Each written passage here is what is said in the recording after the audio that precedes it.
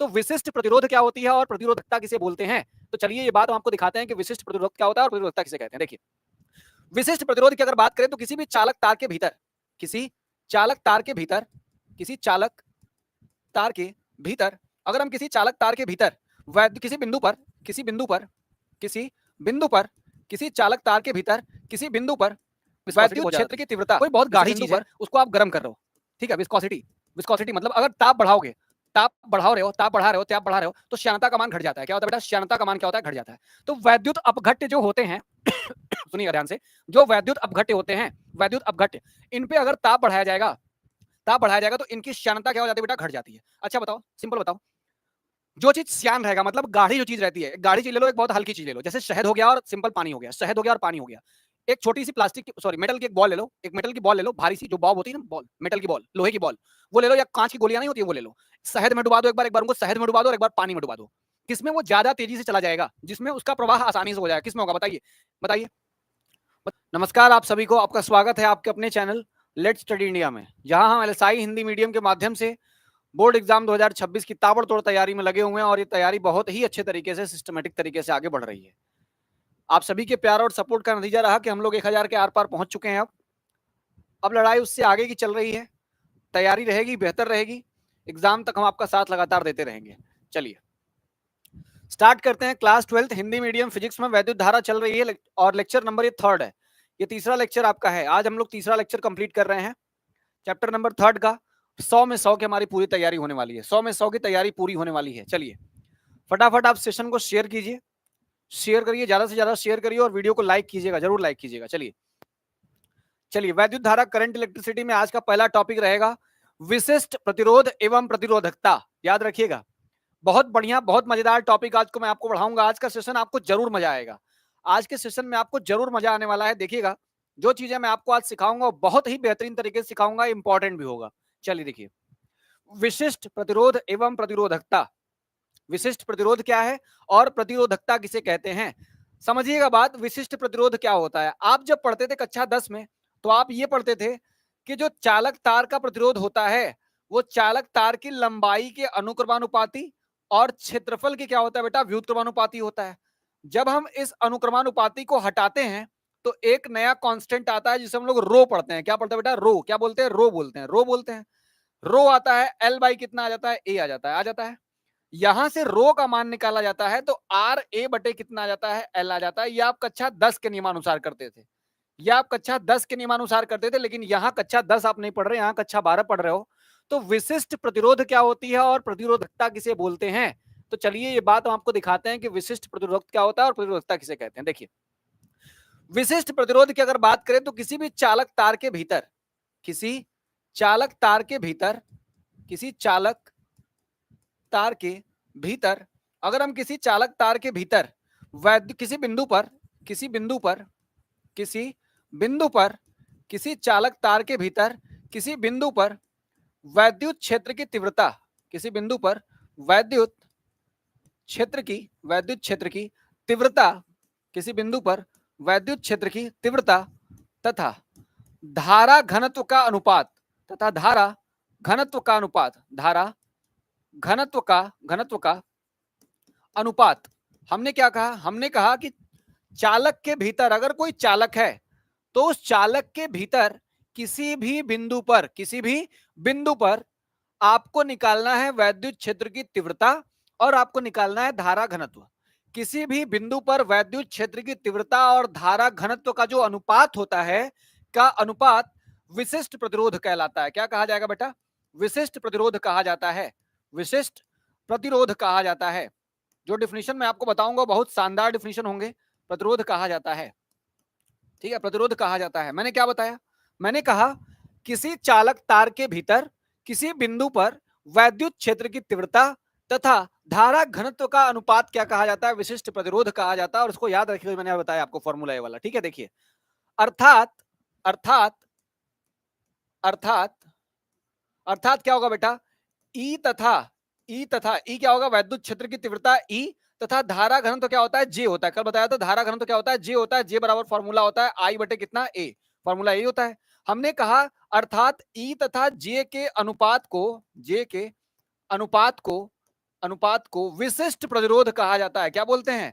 विशिष्ट, विशिष्ट क्या बोलेंगे? प्रतिरोध बोलेंगे। विशिष्ट प्रतिरोध कहा जाता है, विशिष्ट प्रतिरोध कहा जाता है। तो अगर आपको विशिष्ट प्रतिरोध निकालना रहेगा तो आप किसका किसका अनुपात लेके चलेंगे? ई तथा जे के अनुपात को विशिष्ट प्रतिरोध कहा जाता है।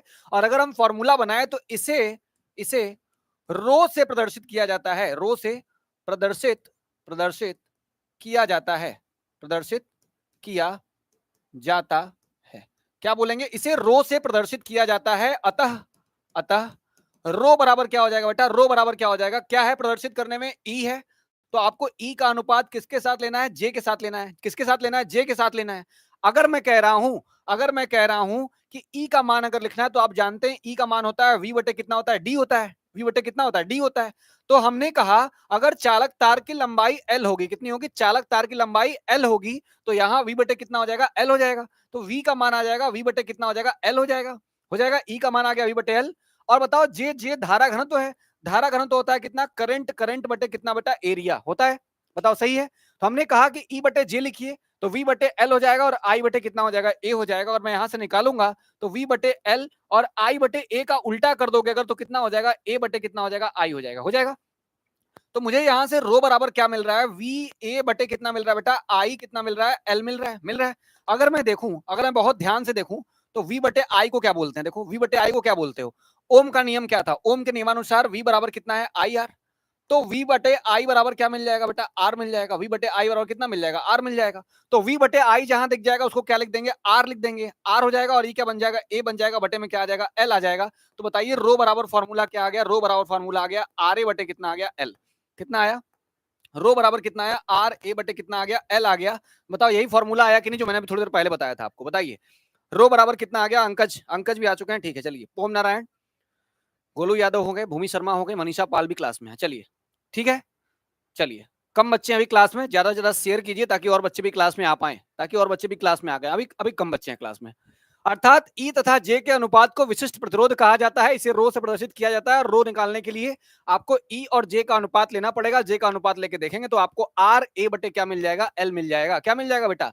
आर ए बटे कितना मिल जाएगा? एल मिल जाएगा। यहां से तो हमने कहा कि यही फॉर्मूला निकल के आया है, यही फॉर्मूला निकल के आया है। अगर आपको इसका मात्रक, इसका विमा सब निकालना है तो सब निकाल सकते हो। देखो रो का मात्रक अगर निकालना रहेगा तो कैसे निकालोगे बेटा? रो का मात्रक निकालना रहेगा तो रो का मात्रक निकालने के लिए क्या क्या है देखो जरा। रो का मात्रक कैसे निकलेगा? आर का मात्रक, ए का मात्रक बटे एल का मात्रक। क्या करना पड़ेगा? पहले करना पड़ेगा आर का मात्रक, फिर क्या करना पड़ेगा? इनटू ए का मात्रक, फिर क्या करना पड़ेगा बेटा? ए का मात्रक। पहले ए का मात्रक कर देंगे और फिर बटे में किसका मात्रक करना होगा? एल का मात्रक करना होगा। किसका मात्रक करना होगा? एल का मात्रक करना होगा। एल का मात्रक करना होगा। तो बताइए जरा क्या मिलेगा? रो का मात्रक बराबर, रो का मात्रक बराबर कितना आ जाएगा? आर का मात्रक, आर का मात्रक कितना होता है बेटा? ओम होता है। कितना होता है? ओम होता है। और यहाँ ए का मात्रक कितना होता है? मीटर का स्क्वायर होता है। ठीक है, यहाँ कितना होगा? मीटर का स्क्वायर होगा। बटे में एल का मात्रक कितना होता है? मीटर होता है पहले से भी। तो आप देखिए 1 मीटर से 1 मीटर खत्म हो गया। क्या बचा? ओम मीटर बचा। कितना बचा? ओम मीटर बचा। इसी चीज को आप ऐसे भी लिख सकते हो, या ओम का सिंबल ओम लगाइए और बगल में क्या लिखिए? मीटर लिखिए। आर का मात्रक आ गया। अगर हम इसके विमा की बात करें, अगर इसके विमा की बात करें तो पहले में आर की विमा लिखनी होगी, फिर ए की विमा लिखनी होगी, बटे में एल की विमा लिखनी होगी। आर की विमा कैसे निकलेगी? आर की विमा लिखने की इस फॉर्मूले से। आर बराबर कितना होता है? वी बटे आई। तो वी का मात्रक निकालने के लिए, वी का मात्रक निकालने के लिए क्या करना पड़ेगा बता? डब्ल्यू बटे क्यू होता है ना। डब्ल्यू बटे क्यू तो M L two T minus two. याद कर लीजिए इसको एकदम, इसको याद कर लीजिए एकदम। कितना मात्रक होता है तो कितना आ जाएगा? M L two T minus three आ गया और ए पावर माइनस वन। ये आ गया किसका विमा बेटा? वी का विमा आ गया। तो M L two T minus three A का पावर माइनस वन आ गया। बटे में क्या रहेगा? ए रहेगा। एम्पियर होता है आई का, ए रहेगा। तो ये आ जाएगा M L two T minus three A का पावर कितना हो जाएगा? Minus two. ये आर की विमा होती है। किसकी बेटा? ये आर की विमा है। तो अगर आपको इसका विमा निकालना है, रो का विमा निकालना है, अगर रो की विमा निकालनी है, अगर आपको कि विमा निकालनी है तो विमा निकालने के लिए किसका लिखना पड़ेगा? पहले आर की विमा लिखेंगे, फिर ए की विमा लिखेंगे, नीचे लिखेंगे एल की विमा। तो आर की विमा तो मैंने यहां निकाल दी है। आर की विमा तो निकाली दी है। एम एल टू हो गया, टी माइनस थ्री हो गया, एम एल टू हो गया, टी माइनस थ्री, और ए का पावर कितना हो गया? माइनस टू हो गया। हो गया ए की विमा, आर की विमा हो गई। बगल में ए क्या होता है बेटा? एरिया, क्षेत्रफल होता है। क्षेत्रफल नापते किसमें? मीटर में। क्षेत्रफल किसमें नापते हैं? मीटर में नापते हैं। तो कितना हो जाएगा? मीटर का स्क्वायर मतलब कितना हो जाएगा? एल टू हो जाएगा। कितना हो जाएगा? L two. और नीचे की बात करें, अगर नीचे देखें तो एल का मात्रक है, और एल का मात्रक होने का मतलब लंबाई है, तो लंबाई किस में रहेगा बेटा? एल में, मीटर में ही रहेगा। देखिए बताइए कितना बन जाएगा? टोटल कितना बनेगा? हम कहें कि एक एल से एक एल काट देते हैं तो एक एल यहां बच जाएगा और एक एल यहां जो बचेगा वो इसके साथ किस में हो जाएगा, देखिए एक एल इसके साथ जुड़कर 3 एल बना लेगा यहां से, तो एम एल कितना बना लेगा, 3 बना लेगा, टी का पावर -3 पहले से ही है और ए का पावर कितना हो जाएगा -2 जो था पहले से ही था। बताइए यही आया हमारा, यही हमारा किसका विमा हो गया बेटा, रो का। किसका हो गया, रो का, मतलब कि विशिष्ट प्रतिरोध की विमा यही हो गई, यही हमारे विशिष्ट प्रतिरोध की विमा। बताइए किसको किसको बात समझ में आई है, किसको किसको ये बात समझ में आई कि प्रतिरोध का विमा क्या होगा, विशिष्ट प्रतिरोध की विमा यही होती है। चलिए जो लोग भी आंसर कर रहे हैं, जो लोग भी आंसर कर रहे हैं बहुत सही आंसर कर रहे हैं, जो लोग भी आंसर कर रहे हैं एकदम सही आंसर कर रहे हैं कि ml3 टी पावर -3 और ए का पावर -2 आएगा, यही आपके रो की विमा है, इसी को हम लोग विशिष्ट प्रतिरोध बोलते हैं या फिर इसी को हम लोग आगे बोलेंगे प्रतिरोधकता। क्या बोलेंगे, प्रतिरोधकता। ठीक है, बात समझ में आई, प्रतिरोधकता। चलिए तो आपको पता चल गया, आपको पता चल गया कि किसी भी तार का अगर हमें प्रतिरोध निकालना होगा, किसी भी तार का अगर हमें प्रतिरोध निकालना होगा, देखिए मैंने क्या फॉर्मूला निकाल के आपको दिखाया है, क्या फॉर्मूला मैंने निकाल के दिखाया आपको, मैंने आपको फॉर्मूला निकाल के दिखाया, रो बराबर आर ए बटे कितना निकाला, एल निकाला, निकाला ना, आर ए बटे क्या निकाला, एल निकाला, आर ए बटे एल निकाला, तो यहां से क्या मिल जाएगा, तो हमको आर बराबर कितना मिल जाएगा बेटा, क्या मिल जाएगा, रो एल बाई ए मिल जाएगा ना, रो एल बटे ए मिल जाएगा। तो देखिए जो प्रतिरोध है, जो प्रतिरोध है वो लंबाई पे डिपेंड कर रहा है और किस पे डिपेंड कर रहा है बेटा, एरिया पे डिपेंड कर रहा है, डिपेंड कर रहा है। प्रतिरोधकता जो होती है वो पदार्थ की अपनी प्रॉपर्टी होती है। जैसे आपसे पूछ दें हम कि किसी भी चालक तार की लंबाई, किसी भी चालक तार की लंबाई पहले से दोगुनी कर दी गई है, तो क्या बदलेगा और क्या नहीं बदलेगा, क्या उसका प्रतिरोध बदलेगा या उसकी प्रतिरोधकता बदल जाएगी, तो क्या बदलेगा बताइए, प्रतिरोधकता बदलेगी या उसका प्रतिरोध बदल जाएगा। प्रतिरोधकता जो होती है वो पदार्थ का एक गुण होता है जो कभी चेंज नहीं होगा, कभी बदलेगा नहीं। अगर आपसे पूछा जाए कि क्या पदार्थ की लंबाई, क्या पदार्थ की लंबाई को खींच दिया जाए, चालक तार की लंबाई को खींच दिया जाए तो उसकी लंबाई बढ़ जाएगी, क्षेत्रफल का मान घट जाएगा, तो क्या इससे प्रतिरोध पे प्रभाव पड़ेगा या प्रतिरोधकता पे प्रभाव पड़ेगा, तो प्रतिरोध घटता है या बढ़ता है लेकिन प्रतिरोधकता पदार्थ का एक अपना गुण होता है, वो कभी घटेगा या बढ़ेगा नहीं, यानी प्रतिरोधकता कभी चेंज नहीं होगी। क्या चेंज होगा, प्रतिरोध बदलता है न कि प्रतिरोधकता बदलती है। ठीक है, तो देखिए जो आर है वो किस पे डिपेंड करता है बेटा, एल पे डिपेंड करता है, और किस पे डिपेंड करता है, आर जो होगा वो किस पे डिपेंड करेगा, ए पे डिपेंड करेगा। यदि यदि मैं आपसे बोलूं, यदि मैं बोलूं लंबाई दोगुनी कर दी जाए, यदि चालक तार की लंबाई दोगुनी कर दी जाए, चालक तार की, चालक तार की लंबाई दोगुनी कर दी जाए, अगर खींच दिया जाए और चालक तार की लंबाई दोगुनी कर दी जाए, चालक तार की लंबाई दोगुनी कर दी जाए, तो बताइएगा जरा, ये मान लीजिए आपका पुराना एल था, अब जो नया वाला एल डैश होगा वो पहले वाले का दोगुना हो गया, दोगुना हो गया, और ये रहा पुराना वाला एरिया, पुराना वाला एरिया का आधा हो जाएगा, हो जाएगा कि नहीं। मान लीजिए आप, मान लीजिए इसका स्पेन ये मोटा है, इसका एरिया ज्यादा है, अभी इसका एरिया ज्यादा है, लेकिन लंबाई पकड़ के बढ़ा देंगे तो पतला हो जाएगा ना, पतला हो जाएगा, एरिया कम हो जाएगा, एरिया कम हो जाएगा। तो मैंने कहा कि लंबाई अगर दोगुनी कर दोगे तो एरिया अपने आप क्या हो जाएगा, आधा हो जाएगा। तो नया वाला आर डैश अगर निकालोगे, नया वाला आर डैश निकालोगे, यहां से नया वाला रेजिस्टेंस देखो क्या आता है, तो कितना आएगा, नहीं, रो हमेशा वही रहता है, पदार्थ का अपना गुण है, प्रतिरोधकता पदार्थ की अपनी एक गुण होती है, वो कभी बदलेगा नहीं। लंबाई कितनी हो गई, लंबाई हो गई है 2L, लंबाई 2L हो गई है, और एरिया पहले ए था, अब ये ए का कितना हो गया है, आधा हो गया, हो गया। बताइए जरा कितना बन जाएगा, रो बन जाएगा 2 आएगा ऊपर, 4L बना लेगा और बटे में कितना बना लेगा, ए। अगर हम 4 बाहर निकाल लेंगे तो कितना आ जाएगा, रो आ जाएगा, एल आ जाएगा, बटे में कितना आएगा, ए आएगा। और देखिए तो ये रो एल बटे ए, रो एल बटे ए पुराना वाला क्या बन जाएगा बेटा, आर बन जाएगा, मतलब नया वाला आर पुराने वाले आर का 4 गुना हो जाएगा, मतलब लंबाई बढ़ा दोगे। अगर लंबाई क्या कर दिया जाए, 2 गुना कर दिया जाए, लंबाई 2 गुना कर दिया जाए तो प्रतिरोध का मान 4 गुना ज्यादा बढ़ जाएगा, बढ़ जाएगा ना। लंबाई को 2 गुना किया जाए, प्रतिरोध का मान 4 गुना बढ़ेगा। बात याद रखिएगा, लंबाई बढ़ाने से प्रतिरोध का मान बढ़ाया जा रहा है। अगर आपको प्रतिरोध का मान करना है 4 गुना, बढ़ा देना है, अगर प्रतिरोध को 4 गुना करना है तो लंबाई का मान क्या करना होगा, 2 गुना करना होगा। अगर आपको अभी 4 गुने से भी ज्यादा प्रतिरोध अगर चाहिए तो आपको लंबाई का मान और ज्यादा करना पड़ेगा। बताइए सही है ना, लंबाई का मान क्या करना पड़ेगा, हाँ ठीक है, बताइए लंबाई का मान क्या करना पड़ेगा, और ज्यादा करना पड़ेगा। अगर लंबाई बढ़ाओगे तभी प्रतिरोध का मान बढ़ के ज्यादा हो सकता है। इसी कॉन्सेप्ट का यूज आगे करने वाले हैं, इसलिए मैं बता रहा हूं कि याद रखिएगा, ठीक है, भूलेंगे नहीं आप। रो आपने निकाल लिया, रो के बारे में आपने सब कुछ पढ़ लिया है कि विशिष्ट प्रतिरोध क्या होता है, प्रतिरोधकता भी इसी को बोलते हैं, इसी विशिष्ट प्रतिरोध रो को बोलते हैं, और पदार्थ का एक गुण होती है जिसे हम लोग प्रतिरोधकता कहते हैं। क्या बोलते हैं, प्रतिरोधकता बोलते हैं। और सूत्र अगर कभी पूछेगा तो सूत्र आपको ये वाला निकाल के परीक्षा में दिखाना है, ये वाला निकाल के परीक्षा में करके आना है, ठीक है, ये वाला परीक्षा में गुण करके आइएगा, जो पूछा गया वो यहाँ है, जो पूछा गया वो यहाँ है, ठीक है। मैं पूरा पेपर जब सॉल्व आपको कराऊंगा, पूरा पेपर आपको जब सॉल्व कराऊंगा तब आप देखिएगा किस तरीके के क्वेश्चन आपसे बोर्ड एग्जाम में पूछे जाते हैं, किस तरीके के क्वेश्चन आपसे बोर्ड एग्जाम में पूछे जाते हैं, देखिएगा बहुत बेहतरीन बेहतरीन तरीके से बताऊंगा। ठीक है, ठीक है, चलिए आगे देखा जाए, आगे देखा जाए। आप चलिए देखते हैं आगे। अब विशिष्ट चालकता आपसे पूछा हुआ है। अब बताइए जरा, प्रतिरोध में और चालकता में क्या अंतर होता है? प्रतिरोध और चालकता एक दूसरे के दुश्मन होते हैं, एक दूसरे के दुश्मन होते हैं। अगर किसी चालक तार में, अगर किसी चालक तार में प्रतिरोध कम होगा, अगर किसी चालक तार में प्रतिरोध का मान कम है, यानी आर का मान अगर कम है, तो उसमें अपने आप धारा का मान ज्यादा हो जाएगा, मतलब चालकता ज्यादा हो जाएगी, मतलब चालकता क्या होगी बेटा, ज्यादा होगी। यानी हम कह सकते हैं कि चालकता, यानी हम कह सकते हैं कि चालकता और प्रतिरोध, प्रतिरोधकता, ये दोनों एक दूसरे के क्या होते हैं बेटा, उल्टे होते हैं। होते हैं कि नहीं होते हैं? जिसकी प्रतिरोधकता कम होगी, जिसकी प्रतिरोधकता कम हो जाएगी, उसमें अपने आप चालकता का मान बहुत बढ़ जाएगा, बहुत बढ़ जाएगा। और हमने ये कहा कि आपको विशिष्ट चालकता बतानी है। विशिष्ट चालकता से पहले आपने एक हेडिंग जो पढ़ी है वो है विशिष्ट प्रतिरोधकता है।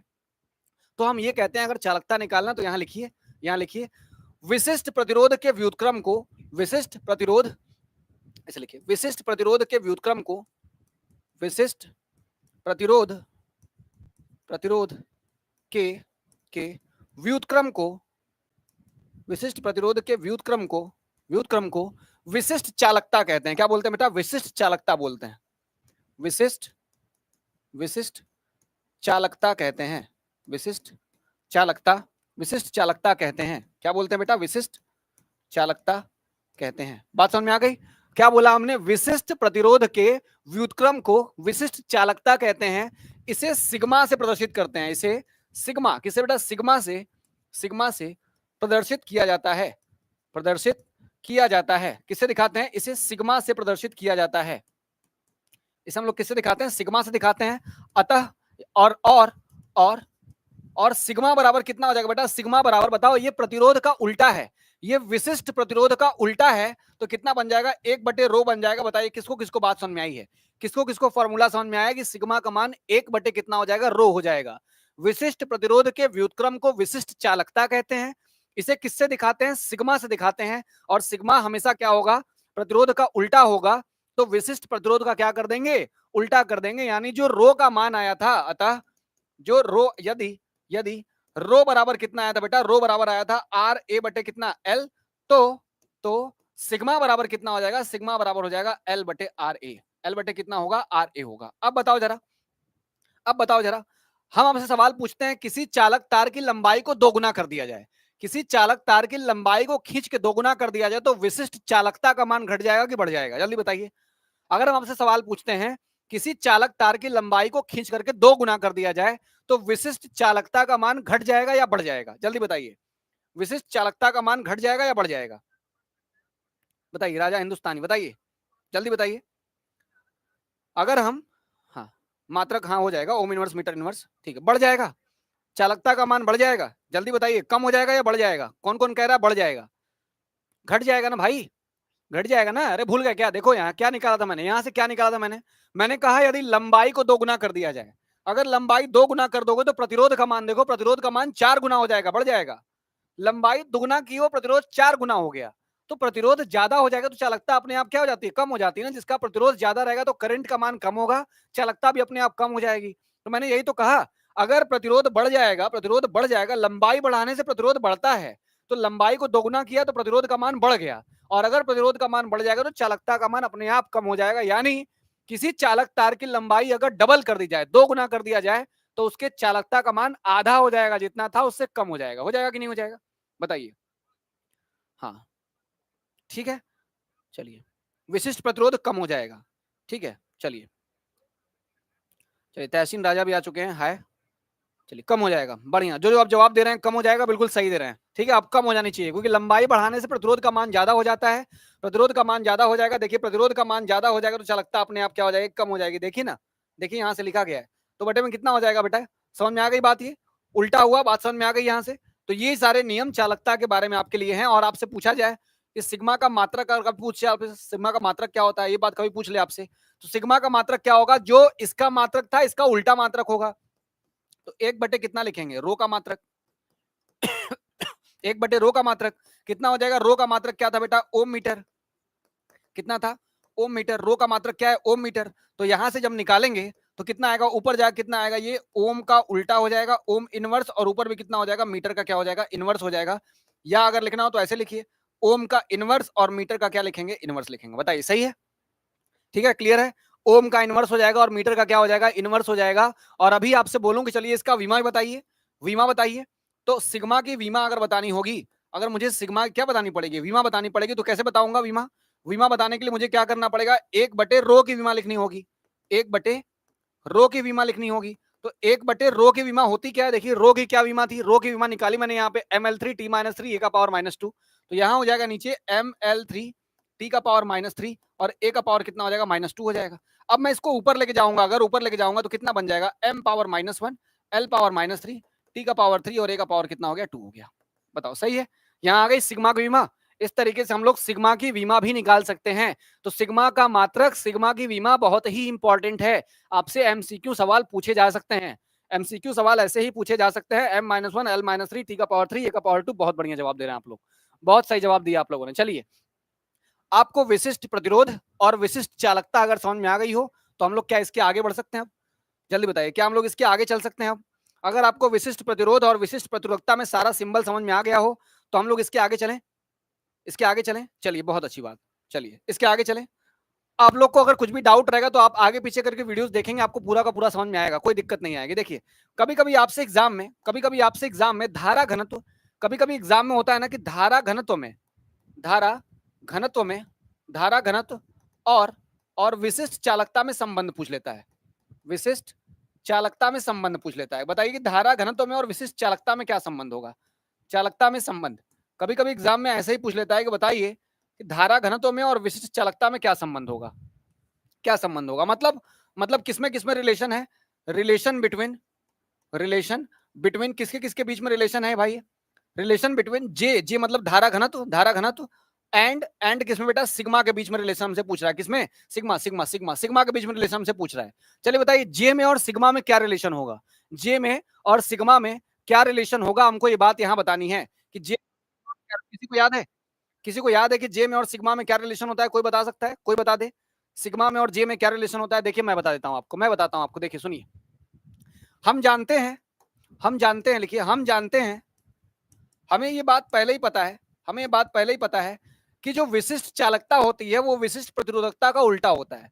विशिष्ट चालकता यदि किसी पदार्थ की, यदि हम जानते हैं, यदि यदि चालक पदार्थ की, यदि चालक पदार्थ की विशिष्ट प्रतिरोध, विशिष्ट चालकता लिखिए, विशिष्ट चालकता सिग्मा है और विशिष्ट प्रतिरोध, और विशिष्ट प्रतिरोध कितना है बेटा, विशिष्ट प्रतिरोध कितना, रो है, विशिष्ट प्रतिरोध रो है, रो है तो बताओ जरा क्या हो जाएगा, सिग्मा बराबर हो जाएगा बेटा 1/रो। अभी जानता हूं, अभी मैंने फॉर्मूला लिखा था ना, सिग्मा क्या होता है, रो का उल्टा होता है। तो अगर चालक पदार्थ की विशिष्ट चालकता सिग्मा है और विशिष्ट प्रतिरोध का मात्रक क्या, सॉरी कितना है बेटा, रो है, तो सिग्मा बराबर कितना हो जाएगा, रो, 1/रो हो जाएगा। अब यहां लिखिए, अब सिग्मा का मान, सॉरी रो का मान कितना होता है, रो है क्या, विशिष्ट प्रतिरोध होता क्या है, विशिष्ट प्रतिरोध क्या होता है, देखिए विशिष्ट प्रतिरोध हमेशा ई और जे का क्या होता है, रेशियो होता है, मतलब अनुपात होता है। तो रो का मान हमारे पास E/J आता है, हमारे पास पहले से ही है। हम जानते हैं कि कितना रो का मान होता है बेटा, कितना E/J होता है। ये हमारा समीकरण नंबर 1 हो गया, समीकरण नंबर 2 हो गया। हम अगर यहां से रो का मान उठा के पहले वाले में रख देंगे, रो का मान पहले वाले में रख देंगे, मतलब समीकरण 2 का मान, समीकरण 2 का मान, समीकरण 2 का मान अगर हम समीकरण 1 में रख दें, समीकरण 1 में रखने पर अगर हम रख दें तो बताइए क्या निकल के आएगा। अगर हम 2 का मान है, रो का मान उठा के यहां रख दे तो सिग्मा बराबर कितना आ जाएगा, 1/1 रो का मान कितना हो गया बेटा, ई बटे में कितना हो गया, जे हो गया जे। अब यहां से कितना आ जाएगा, उल्टा चला जाएगा तो कितना बन जाएगा, J/E बन जाएगा, J/E। तो यहां से आपको सिग्मा का मान एक मिल रहा होगा, सिग्मा का एक मान मिल रहा है, J बटे कितना मिल रहा है, E। तो J बराबर कितना आ जाएगा, सिग्मा और कितना आ जाएगा, E आ जाएगा। अब हम इसी को सदिश रूप में अगर लिखें, सदिश मतलब कि वेक्टर लगा के लिखें, तो इसी को सदिश रूप में अगर लिखना रहेगा तो लिखेंगे सिग्मा, देखो ये क्या है, जे के ऊपर वेक्टर लगा देंगे और सिग्मा अदिश है, बस लगाएंगे वेक्टर किसके ऊपर, ई के ऊपर, मतलब जे बराबर कितना फॉर्मूला होता है, सिग्मा ई। ये आपका आंसर होगा या ये आपका आंसर होगा। देखिए यही हमारा सूत्र है, यही हमारा सूत्र है जिसमें हमसे बोला है कि धारा घनत्व में जे में और विशिष्ट चालकता में संबंध बतानी है। तो जे में और सिग्मा में क्या बताएंगे बेटा? संबंध बताएंगे। जे में और सिग्मा में क्या बताएंगे? संबंध बताएंगे। तो जे और सिग्मा में यही संबंध है हमारा। जे बटे में ई मिला हुआ है, तो जे बटे में ई मतलब जे बराबर कितना हो गया? सिग्मा ई मिल गया, और जे बराबर यहां से कितना आ जाएगा? सिग्मा ई आ जाएगा, और यही आपका संबंध है। चलिए ठीक है, यही संबंध है। बताइए कोई दिक्कत किसी को? कोई दिक्कत इस डेरिवेशन में? कोई दिक्कत आपको आई है? नहीं आई तो बताइए, हम आगे चले, हमें और कुछ पढ़ाना है इसके आगे इंटरेस्टिंग। चलिए इंटरेस्टिंग पढ़ाना है इसके आगे। ये है धारा घनत्व में और विशिष्ट चालकता में संबंध है। ठीक है, चलिए कोई दिक्कत नहीं है, किसी को कोई प्रॉब्लम नहीं है। चलिए आगे चलते हैं, आगे चलते हैं। प्रतिरोध पर ताप की निर्भरता, प्रतिरोध पर ताप की निर्भरता क्या होती है? चलिए, प्रतिरोध पर ताप की क्या निर्भरता है, हम लोग इसको अब जानेंगे कि प्रतिरोध का ताप पर क्या प्रभाव पड़ रहा है, या ताप का प्रतिरोध पर क्या प्रभाव पड़ता है।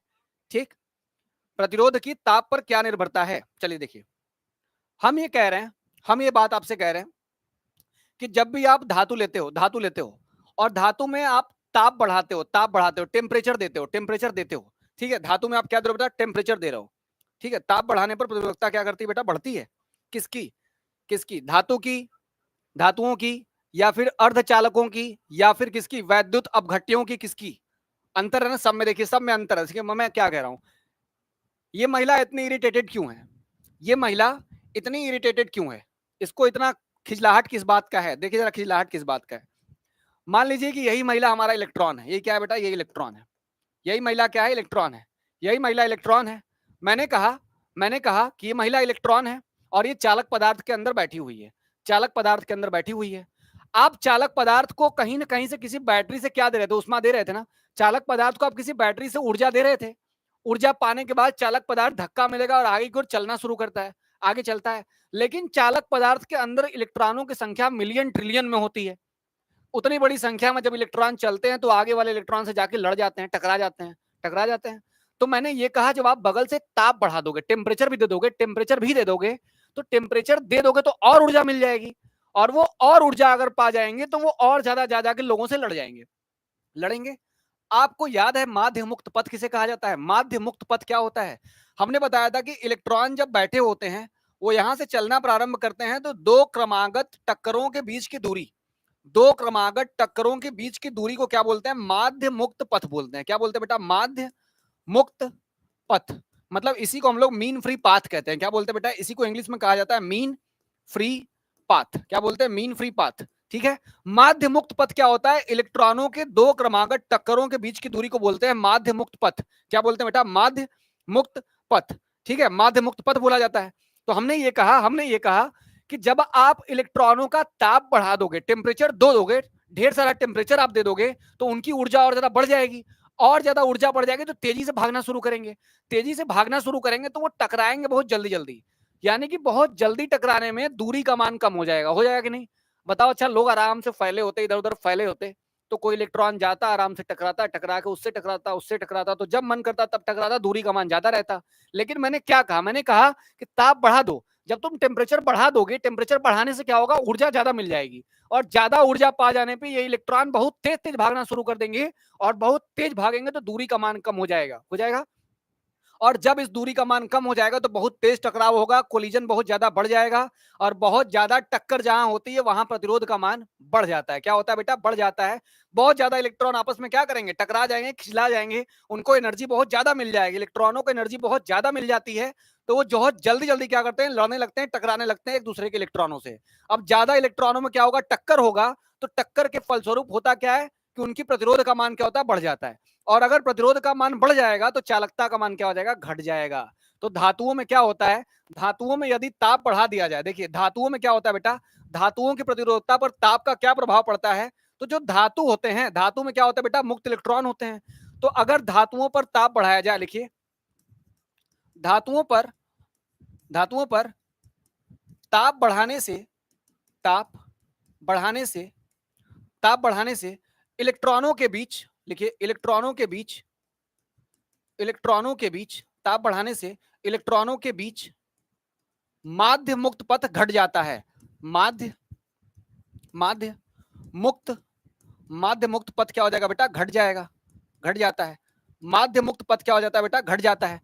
धातुओं पर अगर ताप बढ़ा दिया जाएगा तो इलेक्ट्रॉन जल्दी जल्दी लड़ने लगेंगे, और जल्दी जल्दी लड़ेंगे तो उनके बीच का जो डिस्टेंस रहेगा वो घट जाएगी, दूरी घट जाएगी। तो माध्य मुक्त पथ क्या होता है बेटा, घट जाता है, जिससे जिससे जिससे लगातार टक्कर के फलस्वरूप, जिससे लगातार लगातार अधिक टक्करों के फलस्वरूप, टक्करों अधिक टक्करों के टक्करों के फलस्वरूप टक्करों के फलस्वरूप प्रतिरोध का मान घट जाता है। क्या होता है बेटा, प्रतिरोध का मान बढ़ जाता है।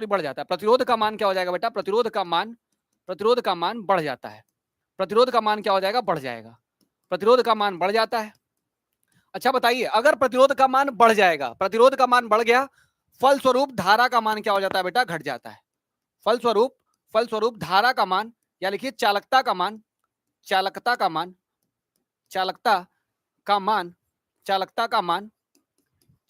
मान क्या हो जाएगा बेटा, घट जाएगा। चालकता का मान घट जाता है। तो हमने क्या कहा, हमने आपसे ये कहा कि यदि, अर्थात यदि चालक का ताप, यानी धात्विक चालकों में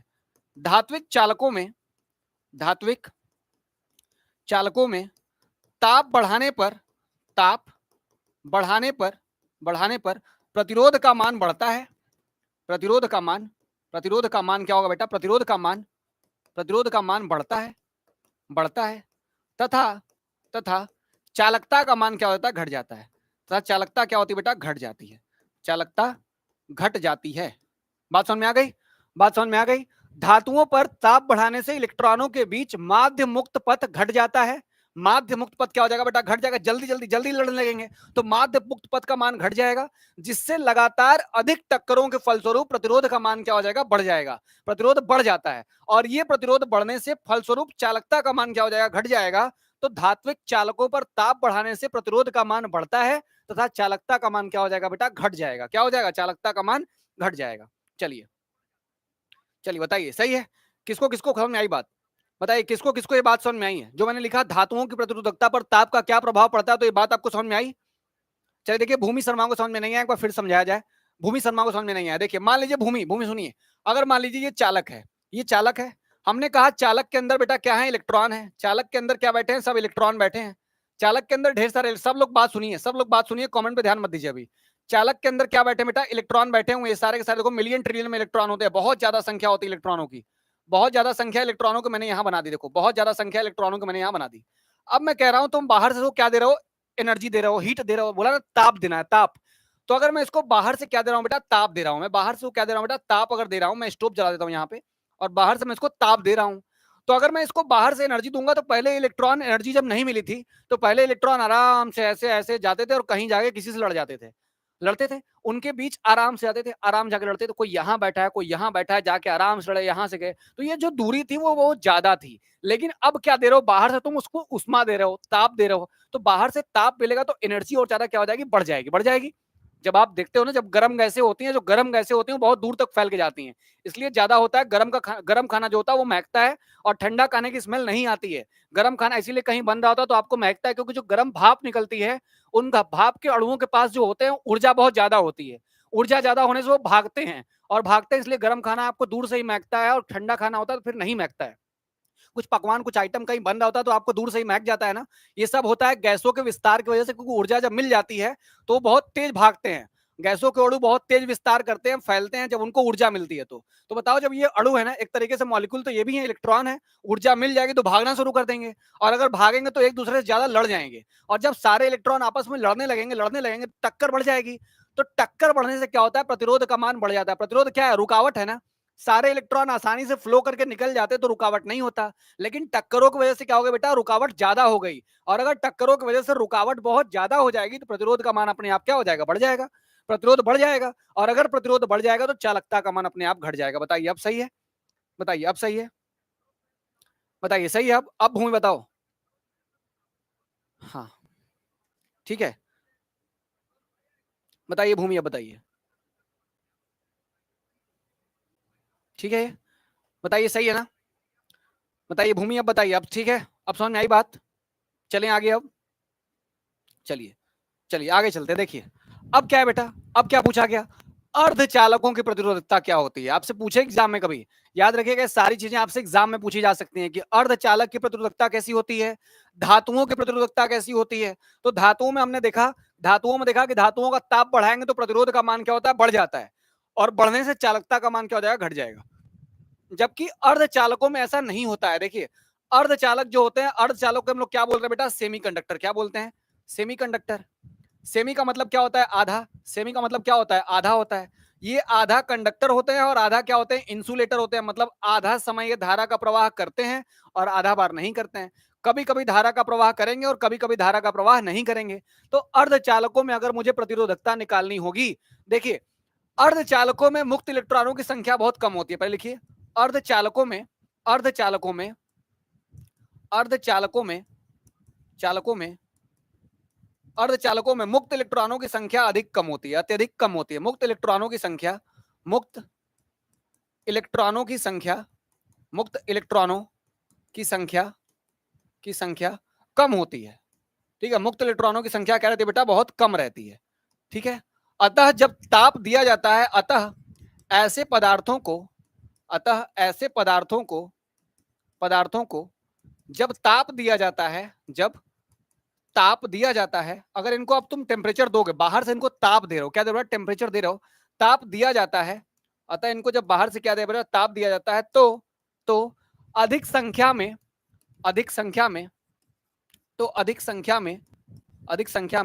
मुक्त इलेक्ट्रॉन पदार्थ के अंदर उत्पन्न होने लगते हैं। मुक्त इलेक्ट्रॉन पदार्थ के भीतर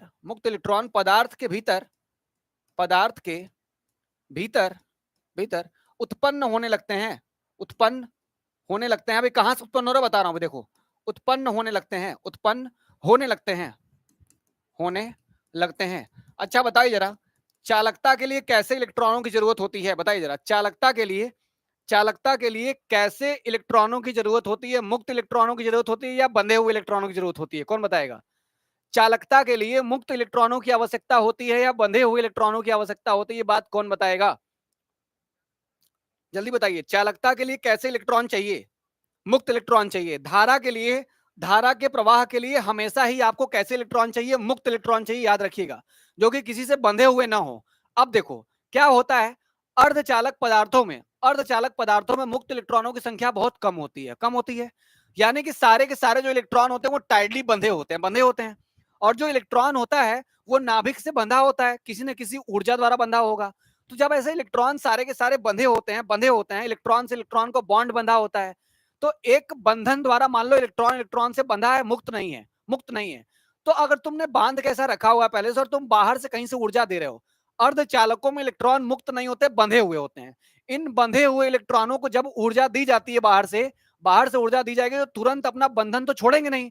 लेकिन जब ऊर्जा का मान बढ़ाया जाएगा, ताप बढ़ाया जाएगा, तो इलेक्ट्रॉन के बीच में जो बंधन होता है वो बंधन टूटने लगता है, और टूटने से इलेक्ट्रॉन क्या हो जाते हैं, मुक्त हो जाते हैं। क्या होते हैं, मुक्त होते हैं। और जब इलेक्ट्रॉन मुक्त होंगे तो अधिक संख्या में इलेक्ट्रॉन क्या हो जाएंगे, पदार्थ के भीतर उत्पन्न होने लगते हैं, जिससे प्रतिरोध का मान कम हो जाता है। अच्छा बताओ, इलेक्ट्रॉन आ गए, मुक्त इलेक्ट्रॉन आ गए, तो प्रतिरोध का मान अपने आप कम हो जाएगा, जिससे प्रतिरोध का मान घट जाता है तथा वैद्युत चालकता का मान लिखिए, चालकता का मान बढ़ जाता है। ठीक है, तो कभी आपसे कोई पूछे कि बताइए आपके पास एक मेटल मतलब कंडक्टर है। क्या बेटा, कंडक्टर है। उसका अगर टेम्परेचर बढ़ाओगे तो उसके रेजिस्टेंस मतलब प्रतिरोध का मान बढ़ जाएगा। तो आपके पास अगर कोई सोना हो, चांदी हो, ये सब अगर रहेंगे तो इन पे अगर टेम्परेचर बढ़ाओगे तो करंट का मान घट जाएगा, क्योंकि चालकता कम हो जाती है। जैसे मैंने पहले पढ़ा था, यहाँ पढ़ाया आपको कि धात्विक चालकों में जो धातु होते हैं, धातु जो होते हैं, उनमें अगर तुम ताप बढ़ाओगे तो प्रतिरोध का मान अपने आप बढ़ जाएगा, और चालकता का मान क्या हो जाएगा बेटा, घट जाएगा। ठीक है, लेकिन अगले वाले में यहां देखा कि जो अर्धचालक होते हैं इनमें पहले से ही मुक्त इलेक्ट्रॉनों की संख्या कम होती है। इनको जब ताप दोगे तो इलेक्ट्रॉन जो बंधे हुए रहते हैं, मुक्त नहीं रहते, बंधे हुए रहते हैं, उन बंधे हुए इलेक्ट्रॉनों को ऊर्जा मिलती है तो अपना बंधन छोड़ देते हैं, और छोड़ देंगे तो मुक्त हो जाएंगे, और अब मुक्त इलेक्ट्रॉनों की संख्या क्या हो जाएगी बेटा, बढ़ जाएगी। और जब ऐसे मुक्त इलेक्ट्रॉन बढ़ जाते हैं तो प्रतिरोध का मान क्या हो जाएगा, घट जाएगा, और चालकता का मान क्या हो जाएगा बेटा, अपने आप बढ़ जाएगा। बताइए सही है, ठीक है बताइए। हाँ ठीक है, इसमें पहले इलेक्ट्रॉन क्या होते हैं बेटा, बंधे होते हैं, लेकिन जब बाहर से ऊर्जा दी जाती है तो क्या हो जाते हैं कि सबके सब क्या हो जाते हैं, फ्री हो जाते हैं। और जितने ज्यादा संख्या में इलेक्ट्रॉन फ्री हो जाएंगे तो फ्री इलेक्ट्रॉन तो करंट बनाते हैं, तो चालकता का मान बढ़ जाएगा, ना कि घटेगा। तो अर्धचालक को अगर टेम्परेचर दोगे, अर्धचालक को अगर तुम टेम्परेचर दोगे तो चालकता का मान बढ़ेगा, धातुओं को अगर टेम्परेचर दोगे तो चालकता का मान घटेगा। ये बात आपको याद रखनी पड़ेगी, ये बात आपको याद रखनी पड़ेगी, भूलिएगा मत, ठीक है, भूलिएगा मत। चलो भाई, हमें गर्मी है तो हवा लेते रहो, हमारा तो काम ही है, गर्मी बहुत ज्यादा है, ठीक है, गर्मी बहुत ज्यादा है, ठीक है। तो ये बात आपको याद आई, अर्धचालकों की बात समझ में आ गई। अर्धचालकों के बाद बेटा वैद्युत अपघट्य भी होते हैं, वैद्युत अपघट्य, ये कुछ लिक्विड होते हैं। क्या होते हैं, लिक्विड। वैद्युत अपघट्य क्या होते हैं, इनकी बेटा विस्कोसिटी जो होती है, श्यानता, क्या होता है इनकी श्यानता, इनकी श्यानता की वजह से क्या होता है, इस पे प्रतिरोध का मान घटता है और बढ़ता है। जैसे जब आप किसी चीज को गर्म करते हो, किसी गाढ़ी चीज को आप गर्म करते हो, मतलब कोई श्यान है, मतलब विस्कोसिटी बहुत ज्यादा थी, क्या था बेटा, विस्कोसिटी बहुत ज्यादा थी। कोई बहुत गाढ़ी चीज है, उसको आप गर्म कर रहे हो, ठीक है, विस्कोसिटी, विस्कोसिटी मतलब अगर ताप बढ़ाओगे, ताप बढ़ा रहे हो, ताप बढ़ा रहे हो, ताप बढ़ा रहे हो, तो श्यानता का मान घट जाता है। क्या होता है बेटा, श्यानता का मान क्या होता है, घट जाता है। तो वैद्युत अपघट्य जो होते हैं सुनिएगा ध्यान से, जो वैद्युत अपघट्य होते हैं, वैद्युत अपघट्य, इन पे अगर ताप बढ़ाया जाएगा, ताप बढ़ाया जाएगा तो इनकी श्यानता क्या हो जाती है बेटा, घट जाती है। अच्छा बताओ, सिंपल बताओ, जो चीज श्यान रहेगा, मतलब गाढ़ी जो चीज रहती है, गाढ़ी चीज ले लो, एक बहुत हल्की चीज ले लो, जैसे शहद हो गया और सिंपल पानी हो गया, शहद हो गया और पानी हो गया। एक छोटी सी प्लास्टिक की, सॉरी मेटल की एक बॉल ले लो, एक मेटल की बॉल ले लो, भारी सी जो बॉब होती है ना, बॉल, मेटल की बॉल, लोहे की बॉल, वो ले लो, या कांच की गोलियां नहीं होती है वो ले लो, शहद में डुबा दो एक बार उनको शहद में डुबा दो और एक बार पानी में डुबा दो। किसमें वो ज्यादा तेजी से चला जाएगा, जिसमें उसका प्रवाह आसानी से हो जाएगा, किसमें होगा बताइए, बताइए, बताइए किसमें होगा। हम कह रहे हैं कि एक छोटे से मेटल बॉल को, एक छोटे से, इस तहसीन राजा को ब्लॉक करिए पहले तो, कोई अगर देगा, हाँ उसको ब्लॉक करिए, तहसीन राजा को ब्लॉक करिए, ठीक है, पानी में आसानी से चला जाएगा, ठीक है, पानी में वो आसानी से चला जाएगा। श्यानता, मैंने कहा कि श्यानता जो होगी, श्यानता, श्यानता क्या होगी, श्यानता अगर घट जाएगी, श्यानता घट जाएगी, इसका मतलब जो गाढ़ा लिक्विड था वो घट जाएगा। शहद ज्यादा गाढ़ा है, क्या बेटा, शहद जो है वो ज्यादा क्या है, गाढ़ा है, क्या है, शहद ज्यादा गाढ़ा है और पानी कम गाढ़ा है, मतलब विस्कोसिटी शहद की ज्यादा है और पानी की कम है। इसलिए जो मेटल बॉल होगा वो पानी में आसानी से चला जाएगा, मेटल बॉल पानी में आसानी से चला जाएगा, जबकि शहद में नहीं जा पाएगा। तो बताइए, उसी तरीके से आवेशों का प्रवाह ज्यादा गाढ़े, मतलब विस्कोसिटी जिसकी ज्यादा होती है, वैसे वैद्युत अपघट्य में ज्यादा हो सकता है, या आवेशों का प्रवाह, धारा का प्रवाह या चालकता जो होगी कम विस्कोसिटी वाले में ज्यादा होगी। कौन बताएगा, जल्दी बताइए, कम विस्कोसिटी में ज्यादा होगी बताइए किसमें ज्यादा होगा, बताइए। आवेश, हमने कहा ना, हमने कहा कि श्यानता अगर देखनी है आपको, अगर आपको श्यानता देखनी है, श्यानता अगर कम हो जाएगी, श्यानता अगर कम हो जाएगी तो लिक्विड हल्का हो जाएगा, लिक्विड हल्का हो जाएगा, उसमें आसानी से सब कुछ फ्लो करके चला जाएगा। तो जब तुम ताप बढ़ाते हो, जब तुम क्या करते हो बेटा, ताप बढ़ाते हो, तो ताप को बढ़ाने से, ताप को बढ़ाने से वैद्युत अपघट्यों की श्यानता क्या हो जाती है, कम हो जाती है। अगर श्यानता कम हो जाएगी तो रुकावट कम हो जाएगी ना, श्यान नहीं है मतलब अब ज्यादा गाढ़ा नहीं है, अब गाढ़ा नहीं होगा तो क्या करोगे, आसानी से निकल जाओगे। यही होता है ना, कीचड़ वगैरह चलना या दलदल में, दलदल क्या है बेटा, ज्यादा विस्कोसिटी, और नॉर्मल पानी में चलना ज्यादा आसान होता है। तो आप नॉर्मली पानी में चल के निकल जाओगे, लेकिन दलदल में फंस जाते हो, ज्यादा विस्कोसिटी होती है, फंसने लगते हो वहां पे। वही बात है, रुकावट कहाँ ज्यादा है, ज्यादा विस्कोसिटी वाले में रुकावट ज्यादा है। और विस्कोसिटी कम कैसे होती है, टेम्परेचर बढ़ा दोगे तो हर चीज हल्की हो जाती है, क्या होती है, हल्की हो जाती है, पतली हो जाती है, ठीक है। तो लिखेंगे वैद्युत अपघट्यों में ताप बढ़ाने पर, लिखिए वैद्युत, वैद्युत अपघट्यों में, वैद्युत अपघट्यों में ताप बढ़ाने पर, वैद्युत अपघट्यों में ताप बढ़ाने पर, ठीक है, वैद्युत अपघट्यों में ताप बढ़ाने पर इनकी श्यानता कम हो जाती है, इनकी श्यानता, श्यानता कम हो जाती है, ठीक है, कम हो जाती है। क्या कहा मैंने, क्या कहा, वैद्युत अपघट्यों में ताप बढ़ाने पर इनकी श्यानता क्या हो जाती है बेटा, कम हो जाती है, श्यानता कम हो जाती है, जिससे, जिससे प्रतिरोध का मान कम हो जाता है, जिससे प्रतिरोध का मान, प्रतिरोध का मान, प्रतिरोध का मान कम हो जाता है। प्रतिरोध का मान क्या होता है बेटा? कम हो जाता है।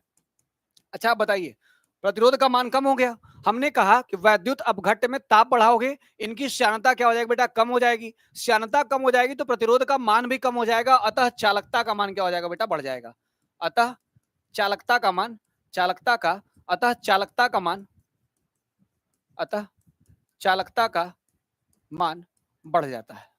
ठीक है, अतः चालकता का मान क्या होता है बेटा? बढ़ जाता है। बात समझ में आ गई?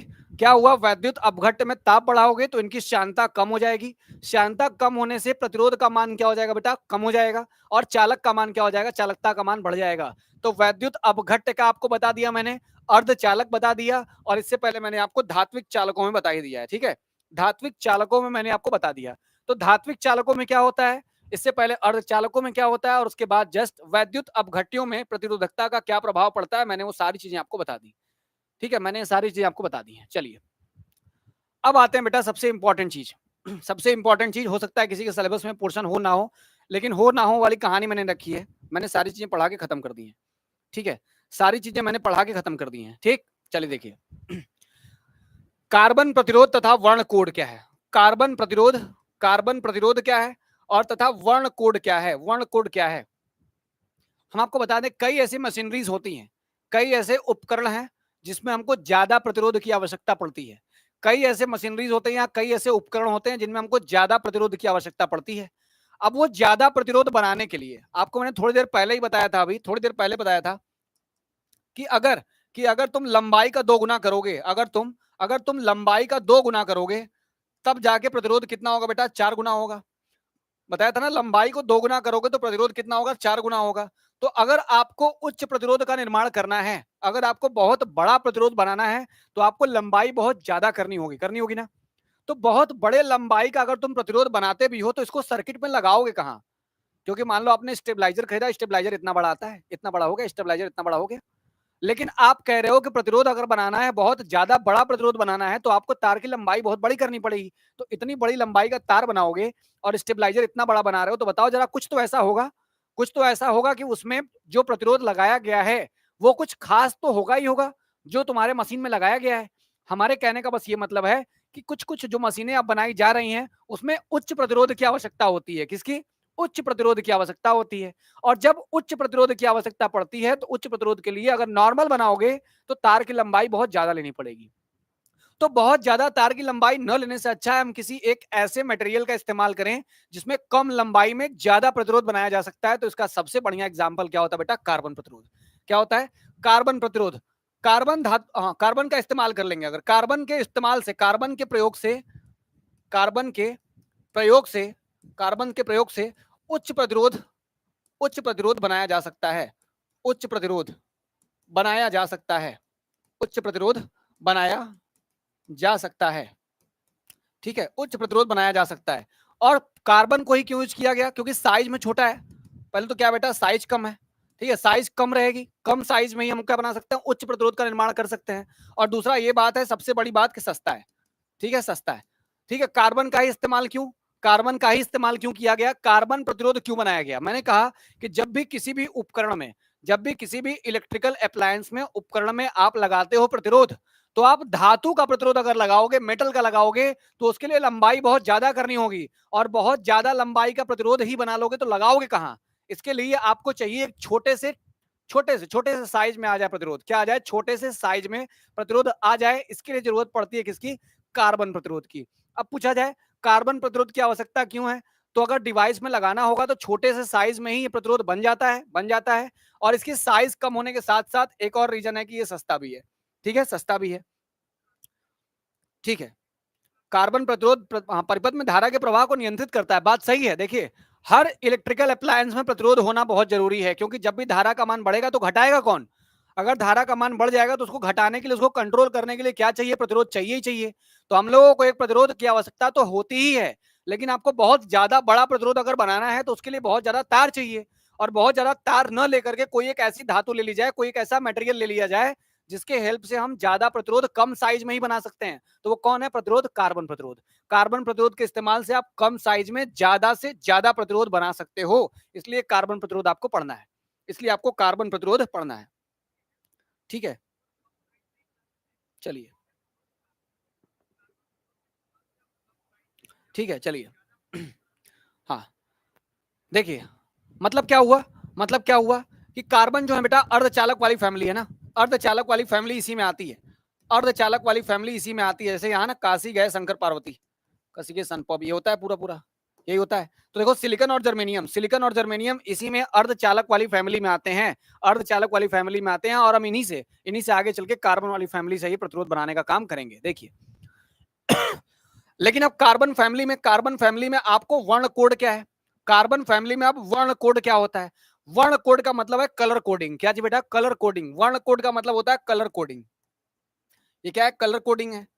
वर्ण कोड का मतलब होता है कलर कोडिंग करना, कलर कोडिंग करना।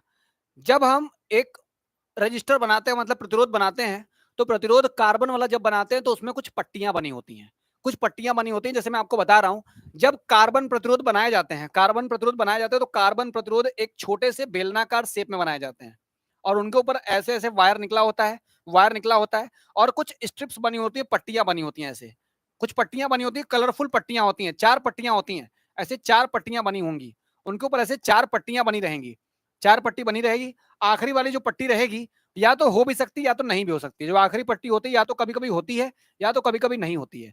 या ये आखिरी जो चौथी वाली पट्टी होती है वो 2 ही कलर की होती है बस, चाहे गोल्ड होगी चाहे सिल्वर होगी। ठीक है, आखिरी वाली जो पट्टी होती है वो चाहे गोल्ड होती है चाहे सिल्वर होती है।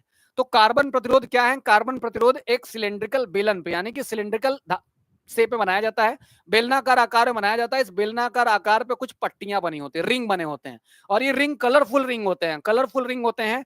जिसमें से ये वाली पट्टी और ये वाली पट्टी, यानी कि पहली पट्टी और दूसरी पट्टी तुमको कार्बन का नंबर, मतलब क्या बताएगा, तुमको सार्थक अंक बताता है कि क्या प्रतिरोध में लिखना है, क्या प्रतिरोध में लिखना है। इनके लिए नंबर होता है, स्पेशल नंबर की कोडिंग होती है, इसीलिए इस कोडिंग को बोलते हैं कलर कोडिंग। क्या बोलते हैं, कलर कोडिंग बोलते हैं। मैं आपको एक चार्ट दिखाने जा रहा हूं, इसके हेल्प से आप देखिएगा कितनी जल्दी आपको कलर कोडिंग याद हो जाएगा। ठीक है, ठीक है, चलिए। हाँ, कलर कलर ज्यादा होगा भाई, कलर ज्यादा रहेगा। देखिए सुनिए, देखिए यही है, यही है, बहुत ध्यान से समझिए, यही चीज है। आपको ये पूरा का पूरा याद रखना है, आपको ये पूरा का पूरा याद रखना है, भूलना नहीं है, पूरा का पूरा ये याद होना चाहिए। ठीक है, ये पूरा का पूरा याद रहेगा तब वो बहुत बढ़िया रहेगा। देखिए यही है, हमने क्या कहा, हमने कहा कि देखिए यही है, एक सिलिंड्रिकल शेप में रहेगा, बेलनाकार आकार में रहता है कार्बन कोड। ठीक है, अब कार्बन कार्बन प्रतिरोध, इसके ऊपर कलर कोडिंग करते हैं, वर्ण कोड यही है। देखिए कैसे कोडिंग की गई है। जो पहली वाली पट्टी है, जो पहली वाली पट्टी है, ये दिखाता है कि पहला अंक क्या होगा, पहला अंक बताता है प्रतिरोध का, पहला अंक यही बताएगा, पहला अंक यही बताएगा, पहला अंक यही बताएगा। ठीक है, पहला अंक बताएगा। ये वाला जो रहेगा बेटा वो दूसरा वाला अंक बताएगा, प्रतिरोध का दूसरा अंक बताता है। ये इसका क्या बताएगा, दूसरा अंक बताएगा कि दूसरा अंक कितना होगा। तीसरी वाली पट्टी बताती है कि 10 के पावर में क्या रहेगा, तीसरी वाली पट्टी बताती है कि 10 के पावर में क्या रहेगा। और चौथी वाली पट्टी बताती है कि इस प्रतिरोध का सहनशीलता कितना है, कितना ये सह पाएगा। तो ये क्या बताता है बेटा, चौथी वाली पट्टी बताती है सहनशीलता। ये क्या बताती है बेटा, सहनशीलता बताती है, ये सहनशीलता बताती है। ठीक है, लास्ट वाली पट्टी बताती है आपको सहनशीलता। मैंने क्या कहा मैंने कहा 4 पट्टियां होंगी, 4 पट्टियां होंगी। हो सकता है चौथी वाली पट्टी कभी हो कभी ना हो, कभी हो कभी ना हो। जो चौथी वाली पट्टी होती है, चौथी पट्टी, इसका 2 ही कलर होता है बस, या तो सोने कलर का होगा, गोल्ड होगा, या तो गोल्ड होगा, या तो ये किसमें होगा बेटा, सिल्वर में होगा, या तो नहीं होगा, या तो नहीं होगा। ठीक है, लेकिन जो शुरुआत की 3 पट्टियां होती हैं, इन पे कलर्स होते हैं। देखिए कलर क्या होता है, पहला कलर कौन सा है आपका, पहला कलर, यानी कि अगर 0 दिया है, अगर पहला कलर आपको ब्लैक मिल गया, क्या मिल गया बेटा, पहली पट्टी का कलर अगर आपको ब्लैक दिख गया, तो आप बोलेंगे क्या रहेगा बेटा, पहला नंबर लिखेंगे 0, क्या लिखेंगे, 0 लिखेंगे। दूसरा, अगर ब्राउन मतलब भूरा कलर दिख गया, तो क्या लिखोगे, 1 लिखोगे। रेड कलर दिख गया तो 2, ऑरेंज कलर दिख गया तो 3 लिखेंगे, येलो कलर दिख गया तो 4 लिखेंगे, ग्रीन दिख गया तो 5 लिखेंगे, ब्लू दिखा तो 6 लिखेंगे, वायलेट दिखा तो 7 लिखेंगे, ग्रे दिखा तो 8 लिखेंगे, और व्हाइट दिखा तो क्या लिखेंगे, 9 लिखेंगे। सुनहरा मतलब गोल्डन पे और चांदी पे कोई कलर है ही नहीं, कोई कलर है ही नहीं। अब देखिए, अगर 0 है तो 10 के घाते 0, 10 घात 1, 10 घात 2, यहां तक करते करते यहां तक आ जाएंगे। अगर अगर सोने और चांदी कलर आते हैं लास्ट में, सोने और चांदी कलर आते हैं, तो सिंपल बात है कि 10 के घाते लिख के छोड़ देंगे और कुछ नहीं लिखेंगे। सहनशीलता क्या होती है, सहनशीलता क्या होती है, चौथी पट्टी आपको सहनशीलता दिखाती है, चौथी पट्टी। अगर चौथी पट्टी में कलर कितना आ गया, सोने कलर का आया, मतलब गोल्ड आया, तो लिखेंगे 5% की सहनशीलता है, 5%। अगर चांदी कलर का हुआ, अगर चांदी कलर का हो गया, तो लिखेंगे 10% की सहनशीलता है, और अगर कोई कलर ही नहीं है, केवल 3 ही पट्टी है, तो लिखेंगे 20% की सहनशीलता होती है। 20% की सहनशीलता होती है। ये सारे ये तरीके हैं जिससे आप केवल देख करके रेजिस्टेंस का मान बता सकते हो कि क्या इसके रेजिस्टेंस का मान होगा, कितना प्रतिरोध है। जैसे जैसे मैं आपसे कहता हूं जैसे मैं आपसे कहता हूं, पूछता हूं, देखिए पूछता हूं आपसे, मान लीजिए हमारे पास एक ऐसे बनाया गया बेलन है, ठीक है, और मैंने कहा कि सबसे पहली पट्टी लाल पट्टी है, सबसे पहली पट्टी लाल पट्टी है, ठीक है, सबसे पहली पट्टी कौन सी हो गई, लाल पट्टी हो गई, ठीक है, सबसे पहले आपके पास लाल पट्टी हो गई। फिर मैंने कहा कि आपके पास हरी पट्टी है, फिर मैंने कहा कि आपके पास क्या बेटा, हरी पट्टी है, ठीक है, आपके पास एक हरी पट्टी है। चलिए यहाँ एक हरी पट्टी भी हो गई, एक हरी पट्टी भी हो गई, ठीक, हरी पट्टी भी हो गई। फिर मैंने कहा कि आपके पास एक पीले कलर की पट्टी है, एक पीले कलर की पट्टी है, चलिए एक पीले कलर की पट्टी हो गई, ये पीले कलर की पट्टी हो गई। अब मैं कह रहा हूं कि लास्ट में जो बनाया गया वो गोल्डन कलर का है, लास्ट में जो बनाया गया वो गोल्डन कलर का है, तो चलो गोल्डन कलर का मैं ऐसे बना देता हूं, चलो ये गोल्ड हो गया, ये गोल्डन कलर का, लास्ट में जो पट्टी बनाया वो गोल्डन कलर की एक पट्टी बना दी। अब मैं कह रहा हूं बताइए इस रेजिस्टेंस का मान क्या होगा, इस रेजिस्टेंस का मान क्या होगा, मैं आपसे पूछ रहा हूं, बताइए क्या रेजिस्टेंस का मान होगा। तो आप कैसे निकालोगे पता है, तो आप इसको निकालोगे कैसे पता है, देखिए कैसे निकाला जाएगा इसको निकालने के लिए सिंपल बात, पहले क्या बेटा लाल कलर है, पहले लाल है, तो लाल वाले पे क्या कोड है, देखिए लाल वाले पे क्या कोड है बेटा, 2 का कोड है, किसका कोड है, 2 का कोड है, पहले लिखिए 2, 2 लिखिए, पहला नंबर बता दिया। हरा वाला आपको दूसरा बताएगा, तो हरा क्या है, हरा का कोड क्या है, 5 है, तो यहाँ लिखिए 5, 2 लिखा 5 लिखा, तो पहला नंबर हो गया, दूसरा नंबर हो गया। अब बचा तीसरा वाला नंबर, तीसरा बताता है 10 का पावर क्या रहेगा, गुणा लगाएंगे 10 का पावर लिखेंगे। अब बताइए तीसरा का क्या कोड है, तीसरा पीले कलर का है, पीले कलर का है, तो पीले कलर में 10 का पावर क्या है, देखिए पीले कलर में 10 का पावर है 4, कितना है, 10 का पावर 4 है, लिखेंगे 10 का पावर 4। और लास्ट में क्या बेटा गोल्डन कलर है, तो लास्ट में गोल्डन कलर है, तो गोल्डन कलर के लिए क्या होता है, देखिए अगर सुनहरे कलर का आएगा तो सुनहरे कलर के लिए 5% लिखते हैं, क्या लिखते हैं 5%, लिखेंगे प्लस माइनस क्या 5%, यही हमारे आर का मान रहेगा, लास्ट में लगा देंगे ओम। बताओ समझ में आया कि नहीं, बताओ इस तरीके से अगर लिख के आएगा, इस तरीके से अगर लिख के आएगा तो आप आर का मान निकाल देंगे, नहीं निकाल देंगे। पट्टी का मान अगर दिया रहेगा कौन से कलर की पट्टी है, अगर कौन से कलर की पट्टी है ये अगर दिया रहेगा तो आप यहां से आर का मान निकाल देंगे अथवा नहीं निकाल पाएंगे, जल्दी बताइए, बताइए अगर सब कुछ दिया रहेगा, टेबल आपको याद हो जाए, सब कुछ दिया रहे, टेबल आपको याद हो जाए, तो आप सब कुछ निकाल सकते हैं कि नहीं निकाल सकते, ठीक है, ठीक है ना, 25 बिल्कुल सही। अब बताइए ये पूरा का पूरा याद होना चाहिए, पूरा का पूरा अब याद रहे तब तो, याद रहे तब तो, याद करने के लिए तरीका है, याद करने का अपना क्या रहेगा बेटा, तरीका रहेगा, ठीक है, याद करने का अपना तरीका होगा। तरीके की अगर हम बात करें तो क्या तरीका है याद करने का, देखिए आगे के नंबर याद रखिएगा, बी है, फिर बी है, और इसका क्या बेटा आर है, इसका ओ है, इसका वाई है, ठीक, यहाँ पे ग्रीन का जी हो गया, ये हो गया बी का, और ये वायलेट का वी याद रखिए, इसका जी याद रखिए, इसका डब्ल्यू याद रखिए, और यहां से याद रखना हो तब भी नहीं याद रखता, ऐसे भी याद रहेगा, सभी रहेगा, देखिए ये है, और नन के लिए एन याद रख लो चलेगा।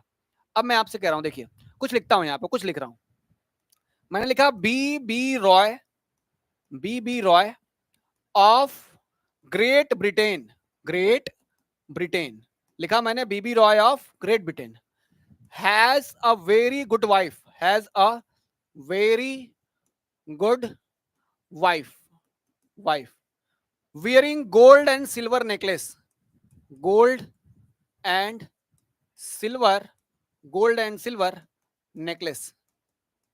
मैंने क्या लिखा, देखिए मैंने क्या लिखा, BB Roy of Great Britain has a very good wife wearing gold and silver necklace, wearing gold and silver necklace. देखिए क्या हुआ, बीबी का मतलब क्या हुआ, देखिए बी और बी का मतलब हुआ, बी और बी का मतलब हुआ ब्लैक और ब्राउन, ब्लैक और ब्राउन, याद है ब्लैक तब ब्राउन है, ब्लैक है तब ब्राउन है। रॉय का मतलब हुआ R O Y, R O Y का मतलब हो गया रेड ऑरेंज और येलो, रेड ऑरेंज और येलो, देखो R O Y red orange yellow. Off को काट दो, ऑफ से मतलब नहीं है। ग्रेट ब्रिटेन, ग्रेट ब्रिटेन मतलब जी हो गया और कौन हो गया, बी हो गया, तो देखिए जी और बी, जी से ग्रीन हो गया और बी से कौन हो गया, ब्लू हो गया, जी से हो गया ग्रीन, बी से हो गया ब्लू। हैज अ काट दो, हैज अ वेरी, वेरी का मतलब वी, वी देखिए वी क्या है, वायलेट, वायलेट मतलब बैंगनी कलर।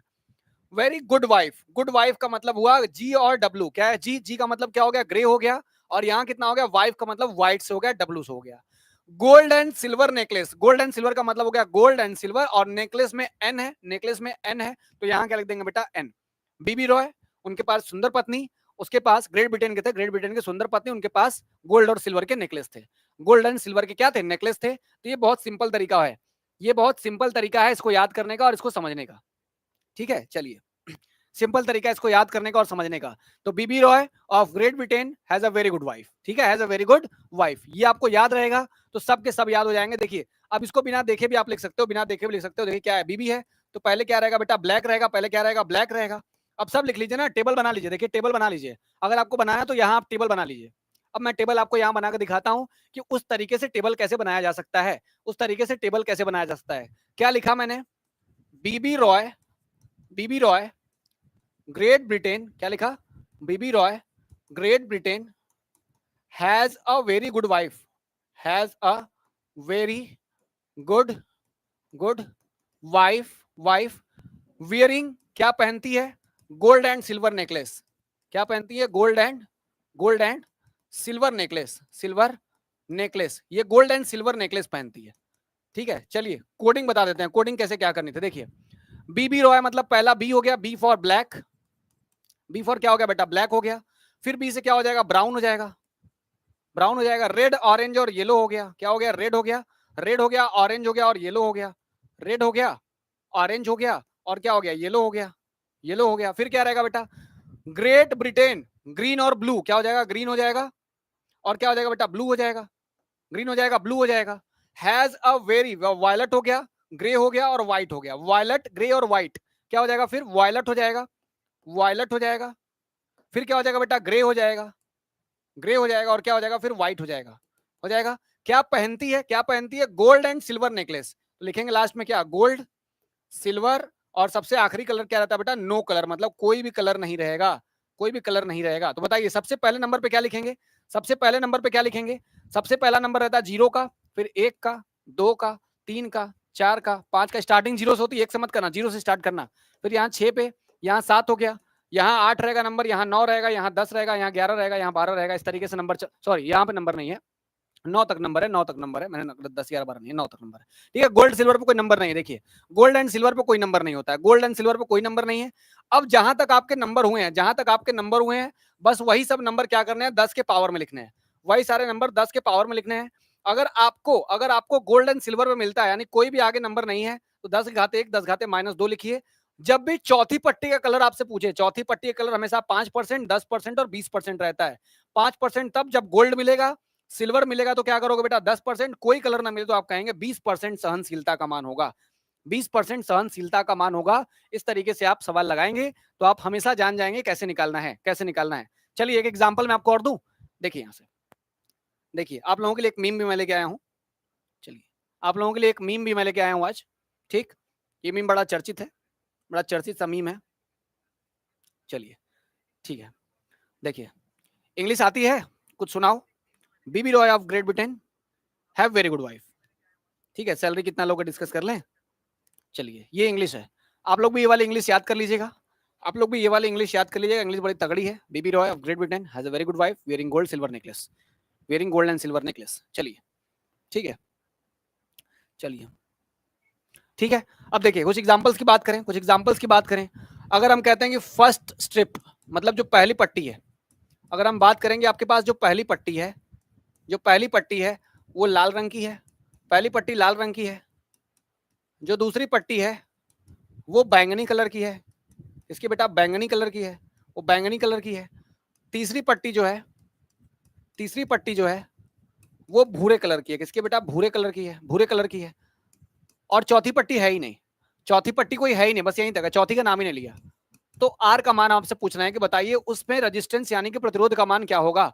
तो उसमें प्रतिरोध का मान क्या होगा, कौन बता पाएगा, जल्दी बताइए, जल्दी बताइए, उसमें प्रतिरोध का मान क्या होगा, प्रतिरोध का मान क्या होगा। देखिए मैंने कहा पहली पट्टी अगर लाल है, पहली पट्टी लाल है, देखिए पहली पट्टी लाल है, लाल का कोड क्या बेटा, 2 है, किसका कोड है, 2 है, पहली पट्टी लाल 2 का कोड हो गया। दूसरी पट्टी बैंगनी है, दूसरी पट्टी बैंगनी है, तो बैंगनी का कोड क्या होगा बेटा, 7 हो गया, तो बैंगनी का कोड लिखेंगे 7 अगुड़े 10 के घात, 10 के घात में तीसरा वाला पट्टी 10 का घात बताता है, 10 का घात बताता है। तो भूरे कलर में घात क्या होगा, भूरे कलर में होगा 10 घात 1, कितना होगा बेटा, 10 घात 1, तो कितना हो जाएगा, 10 घात 1 हो जाएगा। चौथी पट्टी है ही नहीं, जब पट्टी नहीं रहती तो क्या लिखते हैं, 20%, 20%, ये आपके आर का मान हो गया। और यहाँ पे कितना हो जाएगा, ओम हो जाएगा। यही आपके आर का मान है, यही आपके आर का मान है, बताइए सही है, बताइए सही है, यही आपके आर का मान हो गया। ठीक है, बिल्कुल सही, 27 गुणे 10 घाते कितना हो जाएगा, 10 हो जाएगा, 10 घाते 1 ही रहेगा, प्लस माइनस 20% ओम आएगा। तो बहुत बढ़िया, जो बच्चे ये आंसर कर रहे हैं बहुत सही आंसर कर रहे हैं, बहुत सही आंसर कर रहे हैं। मिश्रा जी का आंसर भी सही है, प्रांशु गुप्ता का आंसर भी एकदम सही है। ठीक, चलिए चलिए आगे चलते हैं। प्रतिरोधों का संयोग, हमें प्रतिरोधों का संयोग करना है। आपने कक्षा 10 में प्रतिरोधों का संयोग पढ़ा है। आपने कक्षा 10 में प्रतिरोधों का संयोजन तो पढ़ा होगा। प्रतिरोधों को श्रेणी क्रम में जोड़ा जाता है और समांतर क्रम में जोड़ा जाता है। तो प्रतिरोध क्या है बेटा, प्रतिरोध यही है। हम इसका डेरिवेशन पूरा नहीं कराएंगे क्योंकि डेरिवेशन एग्जाम में नहीं आना है, ये वाला डेरिवेशन पेपर में नहीं आना है, ये सब कक्षा 10 का पार्ट है, सब कक्षा 10 का पार्ट है। जब आप प्रतिरोध का संयोजन करते थे तो ये रहता था पहला कौन सा क्रम, श्रेणी क्रम। श्रेणी क्रम इसमें मानते थे कि ये R1 है, ये R2 है और ये कौन है बेटा, R3 है। ठीक है, अब बताओ श्रेणी क्रम में धारा का मान हमेशा समान होता है ना। श्रेणी क्रम में हमेशा जो धारा जाती है, हमेशा धारा एक समान जाती है और एक समान धारा निकल के आ जाती है वापस, एक समान धारा आई वापस निकल के आ भी जाती है। ठीक है, लेकिन विभव का मान अलग अलग होता है। तो V1 होता है, V2 होता है और V3 होता है। और यहां से आप टोटल सप्लाई V के दे रहे हो और यहां से आप टोटल सप्लाई V का दे रहे हैं। अब मैं आपसे क्या कह रहा हूं, देखिएगा अब मैं आपसे क्या कह रहा हूं। अब मैं आपसे कह रहा हूं कि मान लीजिए यही आपके प्रतिरोध हैं, वो श्रेणी क्रम में जोड़े गए हैं, श्रेणी क्रम में जोड़े गए हैं। तो कुल विभव अगर मैं आपसे पूछूंगा, अगर मैं पूछूंगा बताइए जरा कि तीन प्रतिरोध हैं जो श्रेणी क्रम में जोड़े गए हैं, तो कुल विभव का मान कितना होगा, V बराबर क्या होगा, V1 प्लस V2 प्लस कितना हो जाएगा, V3 हो जाएगा। अगर ओम का नियम लगाया जाए तो ओम के नियमानुसार, ओम के सब 10 का है, ये सब 10 का है, बस पढ़ना था इसलिए मैंने बता दिया है। ठीक है, ओम के नियमानुसार अगर चलेंगे तो ओम के नियमानुसार चलने से V बराबर क्या मिलता है बेटा, IR मिलता है। यहां भी V1 बराबर क्या मिलेगा, IR1। क्यों मैंने I लिखा, क्योंकि I तो सब जगह सेम है ना। तो IR1 यहाँ कितना हो जाएगा बेटा, IR2 हो जाएगा और ये कितना हो जाएगा, IR3 हो जाएगा। और जब यहां से IR में से इधर का I कॉमन कर लोगे तो R1 प्लस R2 और क्या बच जाएगा, R3 बच जाएगा। I से I कट जाएगा, R का मान निकल जाएगा R1 plus R2 plus R3। ठीक है, चलता रहेगा ऐसे ही। ठीक है, तो ये कौन सा संयोजन होता है बेटा, ये श्रेणी क्रम संयोजन होता है। ठीक है, ये श्रेणी क्रम संयोजन होता है। ठीक है, बिल्कुल एबीसी इग्नो, ये सारी चीजें UP board, Bihar board, MP, Rajasthan, Chhattisgarh, Uttarakhand, सबके लिए चल रही हैं, सबके लिए चीजें चल रही हैं। ठीक है, ये चीजें बड़ी सिंपल है, ये बहुत सिंपल है, ये आपने से करेंगे, ये आपने से करेंगे। समांतर क्रम संयोजन में क्या करते हैं, समांतर क्रम संयोजन होता है जो इस तरीके का होता है, ऐसा होता है, एक रेजिस्टेंस यहाँ जोड़ते हैं, एक यहाँ जोड़ते हैं और एक यहाँ जोड़ते हैं, इन सबको फिर से वापस मिला के ऐसे जोड़ दिया जाता है और बैटरी से फिर जोड़ देंगे इस तरीके से। तो इस तरीके का संयोजन क्या कहा जाता है बेटा, समांतर कहा जाता है। समांतर में ये R1 होता है, ये R2 होता है, ये R3 होता है, यहाँ होता है प्लस माइनस। जब धारा जाती है तो धारा 3 भाग में टूट जाती है, I1 में, I2 में और किस में टूट जाती है बेटा, I3 में टूट जाती है, I3 में टूट जाती है। और विभव का मान सब में क्या रहता है, सेम रहता है। मैंने पहले बताया हुआ कि समांतर क्रम में विभव का मान हमेशा सेम होता है, समांतर क्रम में विभव का मान हमेशा क्या होता है, सेम होता है। चलिए, तो क्या मिल जाएगा बेटा, यहां से आपको कुल धारा निकालनी पड़ती है कि कुल धारा कितनी जा रही है। कुल धारा जा रही है I, वो 3 पार्ट में टूट जा रही है, I, I1, I2 और I3 में टूट जा रही है। अब देखो ओम के नियमानुसार क्या होता है, ओम के नियमानुसार हमें बात जानते हैं कि I बराबर कितना होता है बेटा, V बटे कितना, R होता है, V बटे R, V बराबर IR, तो I बराबर V बटे R होता है, यहाँ रख दो तो V बटे कितना हो जाएगा, R हो जाएगा। ये वाला बन जाएगा V बटे R1, एक बन जाएगा तुम्हारा V बटे कितना, R2 और एक बन जाएगा V बटे कितना, R3 बन जाएगा। यहाँ से V बटे R हो गया, V कॉमन कर लेंगे तो क्या आएगा, 1 बटे R1, 1 बटे R2 और क्या आ जाएगा, 1 बटे R3 आ जाएगा। V से V कट जाएगा तो 1 बटे R बराबर 1 बटे R1 प्लस 1 बटे R2 और 1 बटे कितना बच जाएगा, R3 बच जाएगा। और चलता रहेगा ऐसे से आगे, अगर और रेजिस्टेंस है तो और आगे चलता रहेगा। ठीक है, तो ये चलिए बहुत अच्छा, चलिए बहुत बढ़िया। तो ये सारी चीजें तो आपको पहले से पता है, ये सारी चीजें आपको पहले से ही पता है। हम इसके आगे चलते हैं, एक टॉपिक मुझे और पढ़ाना है कि वैद्युत ऊर्जा तथा शक्ति क्या होती है।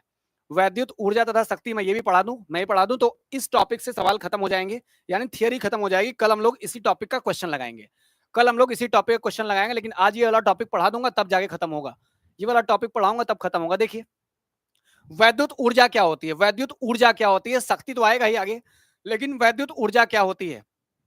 जब भी आप आवेशों के अंदर थोड़ी सी बैटरी लगाते हो तो आवेश प्रवाह होना शुरू हो जाता है। जैसे मान लीजिए मैंने कहा कि हमारा चालक है, हमने इस पे क्या लगा दिया बेटा, एक बैटरी लगा दिया, तो बैटरी के लगाने से होगा क्या, बैटरी लगाने से इलेक्ट्रॉनों का प्रवाह शुरू हो जाता है।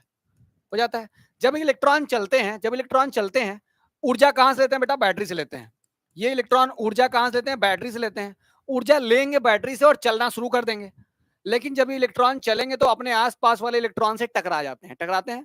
जब ये इलेक्ट्रॉन चलते हैं तो अपने आसपास वाले इलेक्ट्रॉनों से टकरा जाते हैं, और जब भी आप किसी चीज से टकराते हो तो आपकी ऊर्जा क्या हो जाती है, खत्म हो जाती है, होती है ना। चलते चलते चलते अगर टकरा जाओगे, बार बार टकरा रहे हो, तो ऊर्जा क्या हो जाएगी, कम हो जाएगी, ऊर्जा क्षय हो जाती है।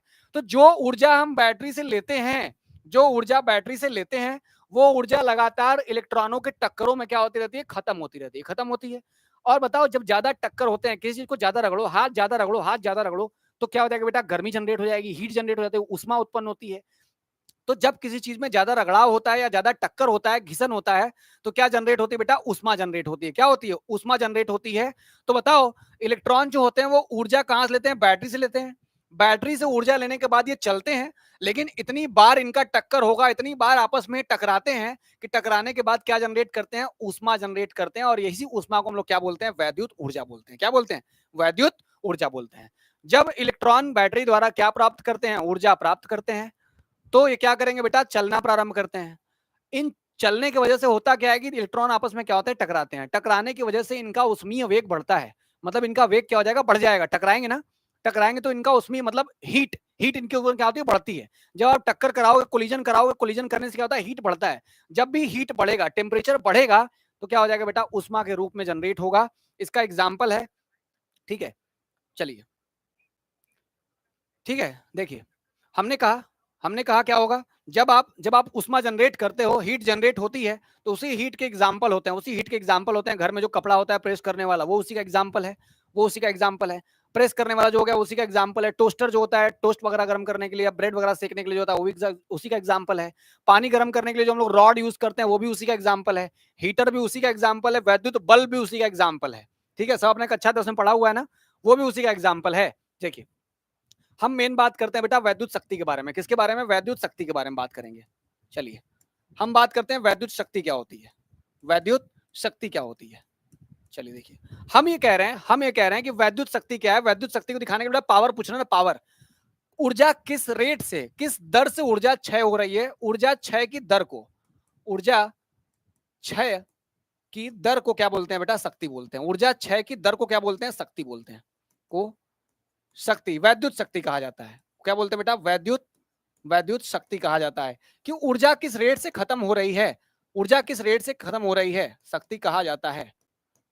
ऊर्जा किस रेट से खत्म हो रही है, उसी को हम लोग वैद्युत शक्ति बोलते हैं। क्या बोलते हैं, वैद्युत शक्ति बोलते हैं। और फॉर्मूला क्या रहता है बेटा, इसे इसे कैपिटल पी मतलब पावर से दिखाते हैं, इसे कैपिटल पी से दिखाते हैं, इसे कैपिटल पी से दिखाते हैं, इसे कैपिटल पी से दिखाते हैं। और पी बराबर क्या होता है बेटा, पी बराबर हो जाएगा डब्ल्यू बटे कितना हो जाएगा, टी हो जाएगा। कितना होता है, पी बराबर जानते हो फॉर्मूला, डब्ल्यू बटे कितना होता है बेटा, टी होता है। डब्ल्यू बटे कितना होगा, टी होगा। बताइए सही है ना, बताइए सही है। आशीर्वाद सबके लिए है, आशीर्वाद सबके लिए है, किसी को आशीर्वाद मांगने की जरूरत नहीं है, आशीर्वाद सबके ऊपर ऐसे ही है। चलिए, ठीक है, पी बराबर कितना होता है, डब्ल्यू बटे टी होता है, यानी कार्य बटे समय। कितना हो जाएगा, कार्य बटे कितना हो जाएगा बेटा, समय हो जाएगा। कार्य बटे कितना हो जाएगा, समय हो जाएगा। मात्रक की बात करें अगर, तो पी का मात्रक क्या होता है, मात्रक कितना रहेगा बेटा, वॉट रहेगा। क्या रहेगा, वॉट। पी का मात्रक क्या होता है, वॉट रहता है। जब दुकान पे जाते हैं बल्ब वगैरह खरीदते हैं ना, 7 वाट, 9 वाट, 10 वाट, 14 वाट, इस तरीके से बल्ब खरीदते हैं। तो वॉट होता है पावर का मात्रक, मतलब कितनी तुम्हारी बिजली खत्म होगी, कितने रेट में कितनी बिजली खत्म हो रही है। 100 वाट का अगर बल्ब होता है, पहले होता है ना पीला वाला बल्ब, 100 वाट का बल्ब, तो 100 वाट का बल्ब क्या करता था, ये ज्यादा बिजली लेता था, क्योंकि ये समय के साथ ज्यादा वैद्युत क्षय कराता था, वैद्युत ऊर्जा का ज्यादा क्षय होता था, यानी ज्यादा ऊर्जा खत्म होती थी। लेकिन यहाँ क्या है, अब 7 वाट का आ गया, 10 वाट का आ गया, 9 वाट का आ गया, 5 वाट का आ गया, तो ये सब क्या कर रहे हैं, समय के साथ जल भी रहे हैं और वैद्युत ऊर्जा का मान कम आ रहा है, खत्म भी कम हो रही है। ठीक है, यानी ये, इसलिए हम बिजली बचाने के लिए कम वाट के बल्ब का इस्तेमाल कर रहे हैं। चलिए देखिए, हो गया यहां तक। मात्रक कितना होगा बेटा, मात्रक हो गया वॉट, या एक और मात्रक हो सकता है, कौन सा बेटा, जूल प्रति कितना हो जाएगा, सेकंड। कितना हो जाएगा, कार्य का मात्रक हो जाएगा जूल, और यहाँ कितना हो जाएगा, सेकंड हो जाएगा। ठीक है, जूल प्रति कितना हो जाएगा, सेकंड हो जाएगा। जूल प्रति एक और मात्रक हो जाएगा, कितना, सेकंड हो जाएगा। वॉट हो जाएगा, हाँ बिल्कुल, हॉर्स पावर भी है, हॉर्स पावर भी है। ठीक है, हॉर्स पावर भी होता है जो सीजीएस में होता है। ये कौन सा मात्रक है बेटा, ये एमकेएस है। कौन सा, एमकेएस है। या फिर ये कौन सा मात्रक है बेटा, एसआई मात्रक है। कौन सा, एसआई मात्रक है। अगर हम सीजीएस मात्रक की बात करें, अगर हम सीजीएस मात्रक की बात करें, तो सीजीएस मात्रक क्या होता है बेटा, अर्ग। कितना होता है, अर्ग प्रति सेकंड लिखें, अर्ग प्रति सेकंड लिख दें, अर्ग प्रति सेकंड। या क्या लिख सकते हो बेटा, हॉर्स पावर। क्या लिख सकते हो, हॉर्स पावर, जिसे हम लोग एचपी बोलते हैं। क्या बोलते हैं, एचपी बोलते हैं, जिसे हम लोग सबमर्सिबल वगैरह में यूज करते हैं। यानी मोटर वगैरह जो बनाए जाते हैं, जब जो ट्यूबवेल वगैरह बनाया जाता है, वहां कहते हो ना कि इतने हॉर्स पावर का इंजन लगाया गया, इतने हॉर्स पावर का इंजन लगाया गया है। तो हॉर्स पावर क्या होता है बेटा, सीजीएस मात्रक होता है पावर का ही, शक्ति का ही मात्रक होता है। इससे बड़े मात्रक भी होते हैं, बड़े मात्रक भी होते हैं, जैसे 1 किलोवाट। 1 किलोवाट का मतलब कितना बेटा, 1000 वाट। कितना? 1 किलोवाट का मतलब 1000 वाट। 1 मेगावाट, 1 मेगावाट का मतलब 10 टू द पावर 6 वाट, 10 लाख। ठीक है, 1 मेगावाट भी होता है इस तरीके से। कभी कभी आपसे पूछता है कि 1 किलोवाट घंटा क्या होता है। ठीक है, 1 किलोवाट घंटा क्या होता है, 1 किलोवाट घंटा, या इसी को हम लोग कॉमर्शियल नाम में क्या बोलते हैं बेटा, यूनिट बोलते हैं, जो अपने घर की बिजली निकालते हैं। अपने घर की क्या निकालते हैं, बिजली निकालते हैं, वो भी 1 किलोवाट आवर या यूनिट होता है। यूनिट होता है। जब निकालना हो तो देखिए 1 किलोवाट आवर में कितने जूल, ये पूछ सकता है कि 1 किलोवाट आवर में कितने जूल, ये आपसे पूछा जा सकता है कितने जूल, कितने जूल। तो ये निकाल सकते हो आप बहुत आसानी से, बहुत आसानी से निकाल सकते हो कितने जूल होंगे। तो देखिए जरा कि 1 किलोवाट आवर का मतलब हो गया, 1 किलोवाट का मतलब क्या होता है बेटा, 1000 वाट। 1000 वाट। और आवर का मतलब क्या होता है बेटा, आवर का मतलब होता है 3600 सेकंड। कितना होता है, 3600 सेकंड। तो यहां बताओ, यहां क्या हो गया, 1000 ये वाट हो गया, 1000 वाट, और गुणे क्या हो जाएगा, 3600 सेकंड हो जाएगा, 3600 सेकंड हो जाएगा। जब हम गुणा कर देंगे तो यहाँ हो गया 1000, और ये हो गया इधर 3600, और इधर कर देंगे बेटा इसको वाट सेकंड, बगल में लिख देंगे, क्या लिख देंगे, वाट लिख देंगे, और बगल में लिख देंगे सेकंड। वाट और क्या कर दिया, सेकंड कर दिया। तो बताओ ये कितना बन गया, 36 बन गया, और 10 घाते कितना आ जाएगा, 5 आ जाएगा। यहाँ आ गया वाट, और बगल में क्या हो गया, सेकंड हो गया। अब देखो यहाँ कर सकते हो 3.6, 10 घाते कितना हो जाएगा, 6 हो जाएगा, और कितना आ गया, वाट आ गया, और ये क्या आ गया बेटा, सेकंड आ गया। अच्छा, वाट किसका मात्रक है, वाट है पी का मात्रक, और सेकंड किसका मात्रक बेटा, टी का मात्रक। तो पी और टी का मल्टीप्लाई करने से क्या मिलता है, देखो जरा, डब्ल्यू मिलेगा, क्योंकि पी बराबर फॉर्मूला क्या था बेटा, डब्ल्यू बटे टी था। तो डब्ल्यू बराबर क्या आ जाएगा, इधर गुणा कर दोगे तो आ जाएगा पी इंटू कितना, टी आ जाएगा, पी इंटू टी। तो पी का मात्रक क्या है, वाट है, और ये किसका मात्रक है बेटा, सेकंड का मात्रक हो गया, सेकंड हो गया। ठीक है, तो वाट और सेकंड का मल्टीप्लाई करने से कार्य मिलता है, क्या मिलता है, कार्य मिलता है। और कार्य का मात्रक क्या होता है बेटा, जूल होता है। क्या होता है, जूल होता है। 10 घाते 6, चाहे वाट सेकंड लिखो, चाहे इसी चीज को क्या लिखेंगे, जूल लिखेंगे। तो 1 किलोवाट घंटा में कभी कभी आपसे जूल की संख्या पूछी जाती है। तो 1 किलोवाट घंटा में 3.6 गुणे 10 घाते कितना रहेगा, चलिए ठीक, एक 3.6 गुणे 10 घाते कितना होगा, 6 जूल आ जाएगा। इतना हमारा टोटल होता है 1 किलोवाट घंटा में जूल की संख्या। ये 1 किलोवाट घंटा में जूल की संख्या है, ये आपको याद रखनी है।